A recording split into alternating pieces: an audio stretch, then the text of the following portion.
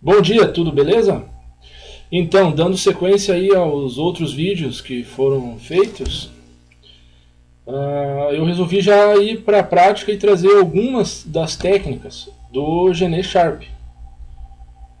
Ah, o primeiro nível de técnica que ele tem é o que mais ou menos todo mundo já faz aí nas manifestações, que é você fazer passeata, carreata, sair com aqueles cartazes, né, e parar ali, que nem o pessoal tá fazendo aí no domingo. Geralmente no domingo ou num feriado. Então esse é o primeiro nível, que é importante. É melhor fazer isso do que não fazer nada, não é mesmo? Então, mas esse é o primeiro nível ainda. E só isso, de fato, não basta. Você tem que fazer mais do que isso aí. Enquanto você não prejudicar o governo ou a estrutura ou não causar algum tipo de incômodo a ele, dificilmente eles vão ouvir as pessoas ou pensar em fazer algo, mudar alguma lei, mudar alguma estratégia, mudar algum tipo de captação de recurso ou qualquer coisa do tipo aí que seja a reivindicação das pessoas. Dificilmente ele vai fazer só por cartazes, porque quando você sai no final de semana, num domingo, para fazer manifestação, pro governo você não está fazendo nada do ponto de vista econômico, pelo menos nada. Você exerce uma pressão mínima psicológica. O máximo que você exerce é uma pressãozinha psicológica. Mas quem perde mais, eu pelo menos arrisco dizer que quem perde mais é você. Que perde aí o teu final de semana, que você podia ficar com a tua família, podia ir numa lanchonete, né, podia ver um filme, qualquer coisa, e você tem que ir lá fazer a manifestação. Então, se fosse para fazer uma manifestação, teria que fazer no dia de semana mesmo. E fazer uma organização, portanto, por meio do celular, né? E das redes sociais aí. Teria que combinar. Então, como é que você faz isso? Pega ali, ó, quem tem influência. O pessoal aí que tem bastante amigo e bastante seguidor aí no YouTube, no WhatsApp, no Facebook, né? Você começa a conversar devagarzinho, não precisa ter pressa. Começa a levar essas sugestões para as pessoas, para a nação. Você entendeu? E dizer, ó, vamos fazer assim, numa terça-feira, vamos comandar, vamos fechar aí com o Brasil inteiro e tal. Eu garanto, cara, que se todo mundo abraçar a ideia, eu não vou dizer que o Brasil inteiro precise, mas uns 30% aí pelo menos precisaria. Fazer uma espécie de paralisação nacional. Né? Você sabe que o Brasil parou na época que deu esses problemas aí com doença, mas isso daí não é do interesse do povo. O povo nem sabe por que isso aconteceu direito até hoje, ninguém entende direito qual foi o motivo. Então houve uma paralisação, houve, por exemplo, sanções para que todo mundo ficasse em casa. Inclusive o Gené Sharp disse que esse é um modo, um método, uma tática, né, melhor dizendo, uma tática das pessoas fazer resistência. Levanta uma bandeira em nome de algum tipo de situação que o povo queira e todo mundo fica em casa. Mas veja que isso é a partir do que as pessoas querem, do interesse da massa, do povo. E o que a gente fez de ficar em casa não foi por interesse do povo, né? Não foi por interesse da massa, mas foi por interesse de organizações, de governo, de briga política, talvez até de corporações, né? Então a gente não sabe direito nem o porquê ainda do que causou tudo esse problema. Então, uma coisa é certa, não foi por interesse das pessoas. Não é isso aí? Então, se fosse para fazer uma paralisação, não tem outra, cara. Um dos melhores caminhos é começando a articular por meio de vários líderes, pessoas que tenham aí influência, né, e combinar com as pessoas. Dizer, ó, tem que ser numa quarta-feira, numa quinta-feira, que é o boicote econômico. Isso daí foi demonstrado como se faz, uma das formas, pelo Dr. King. Então, quando você estuda ali as manifestações do King lá nos Estados Unidos, você vê como que ele fez isso, como que ele fazia a resistência lá. Mas então eu trouxe aqui esse primeiro que é o nível 2 já, que não é só você fazer a manifestação, que é a não cooperação social do Gené Sharp. E basicamente é você não cooperar com eventos, costumes e instituições. Eu trouxe duas. Ele tem muito mais técnicas aqui. que você pode usar. Né? Mas eu trouxe duas só para fazer uma ilustração, que é recusar-se, se recusar, né, a participar aí de eventos que o Estado promova, de um feriado, de uma instituição, de uma empresa, pegar e não ir. Né? A greve estudantil, que é a tática 62 dele, também, essa é bem conhecida, né? Pessoal aí que participa de universidade, até mesmo nas escolas de ginásio, segundo grau, né? Faz a greve estudantil, também é uma forma de você se manifestar, mas essas são manifestações um pouco menores. O interessante é quando desencadeasse uma cadeia de manifestações. Então começa numa escola e todas as outras escolas vão aderindo. Você está entendendo? Aí começa a surtir um efeito, ainda mais que o Brasil é grande, né, bicho? Então, o interessante da resistência pacífica é que ela se expanda a nível nacional. Quando acontece isso, é melhor, né, do que quando ela fica restrito a um estado ou a um bairro. Serve quando a reivindicação é para aquele local restrito, mas no caso de uma reivindicação nacional, você tem que fazer macro manifestações, né? Fazer uma manifestação a nível estadual e no país, né? Estadual é restrito também, mas no país, entendeu? Nacional, então, você tem que fazer uma manifestação nacional para surtir efeito. E eu fui para o nível 3 também. Aqui no nível 2, ó, tem muito mais formas de você fazer manifestações e resistência. O nível 2 é a não cooperação social. O nível 1 não coloquei, que é o que todo mundo já conhece. Basicamente cartazes, manifestação, discurso, entendeu? Esse é nível 1, que é o que todo mundo faz, mas eu quase nunca vejo passar do nível 1, com uma exceção, que é a greve dos caminhoneiros aí. A greve dos caminhoneiros, então, já é um nível 2 ou 3, agora eu não lembro. Então, o nível 3 do Janet Sharp é a manifestação econômica, não cooperação econômica, boicotes econômicos, que ficou bem conhecido aí com o Dr. King. Né? Eles simplesmente se recusavam a comprar em lojas, na época lá nos Estados Unidos, em lojas que tinham aquela segregação racial, né? Então tinha determinadas lanchonetes, determinados setores econômicos ali, lojas mesmo, que não aceitavam negros, ou o negro não podia ficar ali muito tempo, entendeu? Então todas essas lojas que tinham essa segregação, que tinham banheiro para banheiro para negro, banheiro para branco e coisas desse tipo, eles pararam de comprar. Né? E surtiu efeito, eles ganharam a causa.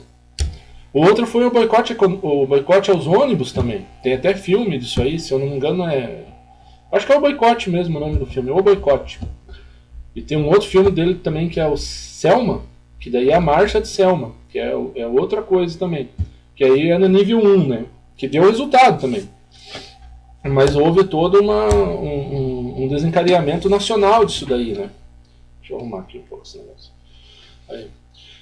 Então você veja, ó, a história demonstra tem vários exemplos de que funciona, cara. Funciona e funciona muito melhor do que resistência armada aí, que o Marx quer, né, e pede.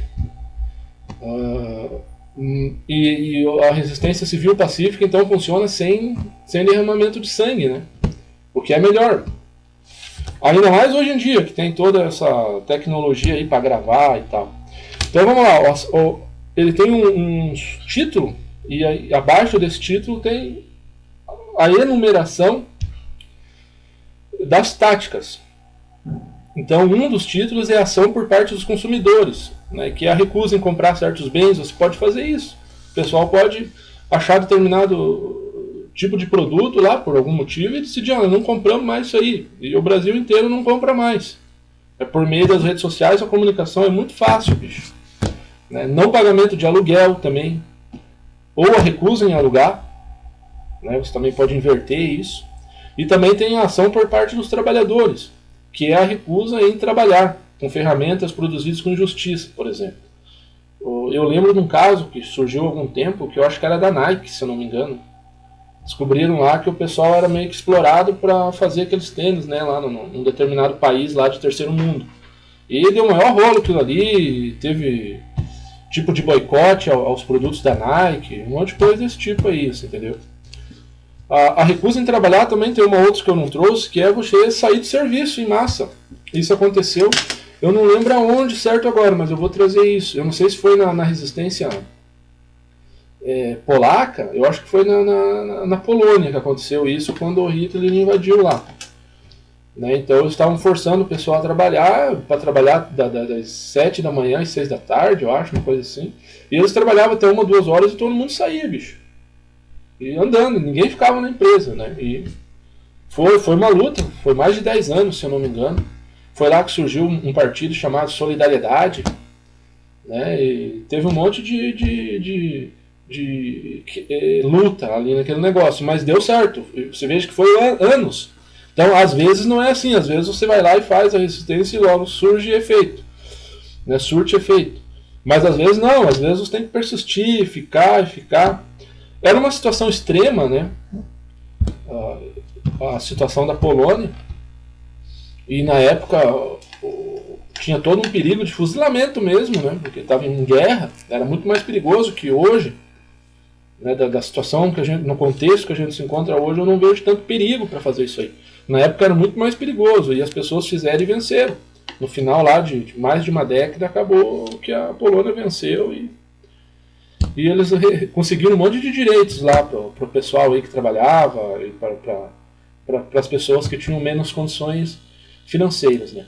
Então esse vídeo aí, acho que é o quarto, se eu não me engano, ele é só para dar um exemplo mínimo, assim, né, de algumas das técnicas, mas tem o nível 5, né, tem o nível 6, tem vários outros níveis aí de boicotes que nós vamos aí ver para a gente começar a formular um imaginário, começar a trazer à nossa mente aí formas, jeitos e as várias modos que tem, os vários métodos que você tem aí para fazer manifestação, né, para boicotar o governo. Existem inúmeros jeitos.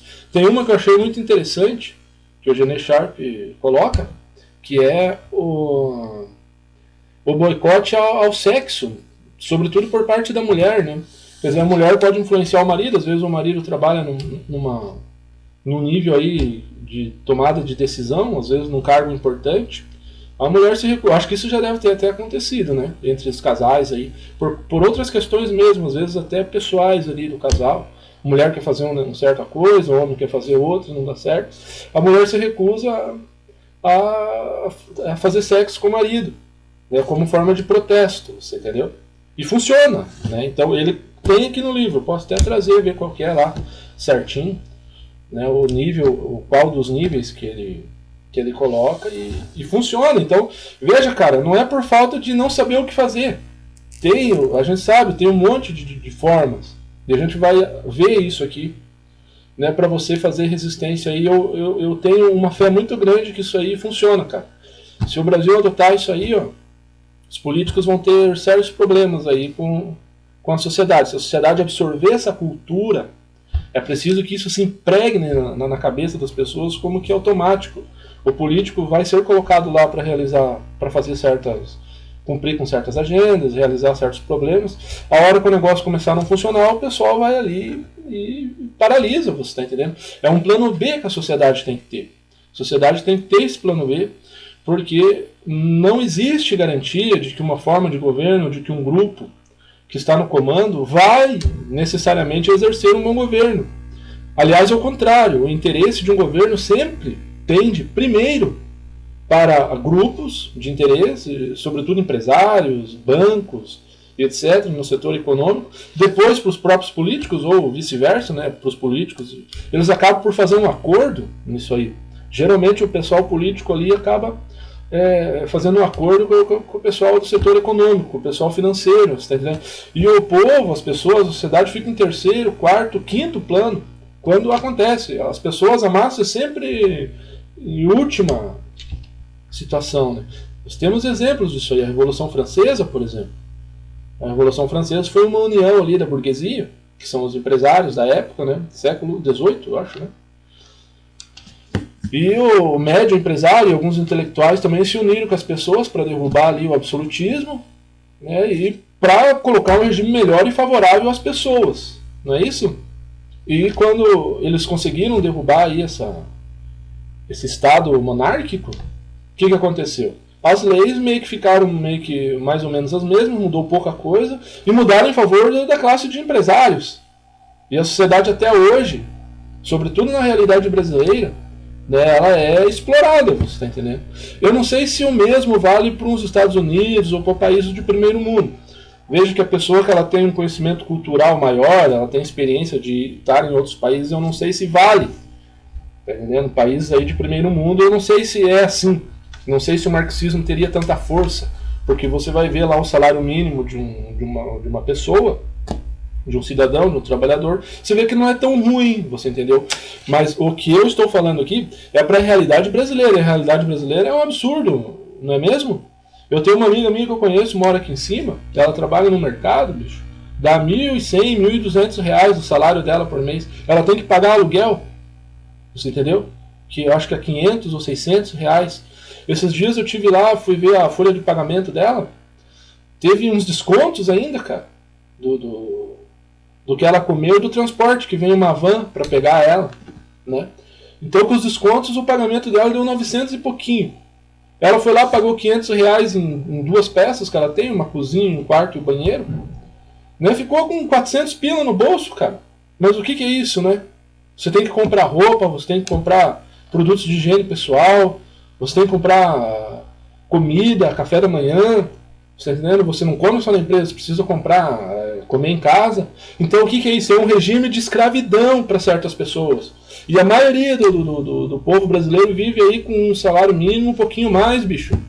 Quem tem que pagar aluguel aí tá lascado, você tá entendendo? Então é um absurdo isso aí. Você ter pessoas a esse ponto de trabalhar para comer. Você entendeu? Tá cheio no Brasil. É o que mais tem. Eu acho que 70%, 80%, não sei. Teria que fazer aí as pesquisas, analisar aí as pesquisas. Eu acho que tem sites aí que você vê isso aí. O nível de renda do brasileiro, né? Teve uma pequena classe média baixa que surgiu aí, levantou, mas é pouco. A maioria do povo aí é um salário mesmo. Eu acho que não está diferente disso aí, não. Não é mesmo? Então é um absurdo isso aí. E assim, se fosse numa situação que você dissesse, não, ó, não tem condição de melhorar. Não tem como fazer melhor. Pô, o Brasil aí, olha o tamanho desse país aí, cara. E olha a riqueza que tem aí nesse país aí. Então é claro que é sacanagem. Não é só problema interno, tem um problema externo também, como por exemplo esse negócio aí de economia externa, economia financeira, né? Sistema econômico financeiro. Esse negócio aí dos preços das várias moedas. Nós vamos estudar todo esse negócio. Vocês vão ver como é que o sistema é feito aí, ó, para desgraçar todo mundo, baseado em cima da usura. Um sistema usurário, um sistema que cobra juro. Você tá entendendo? Explora todo mundo. A pior coisa que existe foi quando começou lá na Revolução lá, a francesa, e antes, né? Tem um livro que eu li aqui, o cara fez uma análise do Gramsci. O Gramsci disse que primeiro começou a haver uma mudança cultural na mente das pessoas. Eu não vou aqui porque eu quero que o vídeo fique pequeno. Nós vamos estudar isso aí, ó. Foi tudo baseado em cima de usura, até hoje. Você cobra juro abusivo em tudo. Esse sistema financeiro que tem aí, tudo na base do juro, cara. Inflacionando tudo essa porcaria que tem aí. Tá certo? Então esse é um dos tipos de boicotes aí que tem. E a gente vai ter que começar a analisar o negócio pelo macro. Começar do universal para o particular, você está entendendo? Que daí vocês vão entender dentro do que vocês estão vivendo. Eu não vejo melhoria tão rápida, a não ser que o pessoal, o povo, a nação se mova. E se mova em manifestações, em técnicas, táticas de resistência em nível 2 e 3. Assim como o exemplo dos caminhoneiros estão fazendo, parabéns para eles, que é isso aí. Não sei se estão lutando pela causa certa, não sei, mas analisando a tática em si, é isso aí mesmo, é daí pra lá. Você tá entendendo? Senão não resolve, bicho. Se achar que você vai sair na rua no domingo manifestando cartaz, vai trazer mudança, é tudo que o político quer, né? Mas já é alguma coisa, né? Eu não vou dizer que não. Tem que fazer mesmo, tem que ir lá. Só que tem que fazer mais do que isso. Tá entendendo? Tem que fazer mais, senão não vai adiantar. Então, até mais e até o próximo vídeo aí.